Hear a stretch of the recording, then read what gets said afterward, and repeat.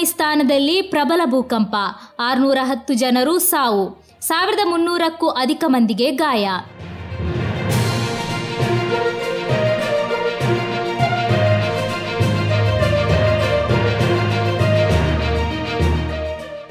ಅಫ್ಘಾನಿಸ್ತಾನದ ಆಗ್ನೇಯ ಭಾಗದಲ್ಲಿ ಸೋಮವಾರ 6.0 ತೀವ್ರತೆಯ ಪ್ರಬಲ ಭೂಕಂಪನ ಸಂಭವಿಸಿದೆ.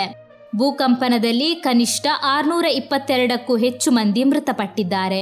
1300ಕ್ಕೂ ಅಧಿಕ ಮಂದಿಗೆ ಗಾಯಗಳು ಉಂಟಾಗಿದೆ ಎಂದು ತಿಳಿದು ಬಂದಿದೆ. ಅಮೆರಿಕದ ಭೂವೈಜ್ಞಾನಿಕ ಸಮೀಕ್ಷೆ ವರದಿ ಪ್ರಕಾರ ಸ್ಥಳೀಯ ಸಮಯ ರಾತ್ರಿ 11:47ಕ್ಕೆ 8 ಕಿಲೋಮೀಟರ್ ಆಳದಲ್ಲಿ ಭೂಕಂಪನ ಸಂಭವಿಸಿದೆ.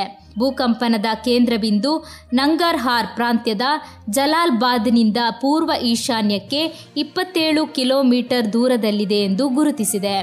ಭೂಕಂಪನದ ಸಮಯದಲ್ಲಿ ಮನೆಯ ಮೇಲ್ಛಾವಣಿ ಕುಸಿದು ಮಕ್ಕಳು ಮೃತಪಟ್ಟಿರುವುದು ಖಚಿತವಾಗಿದೆ.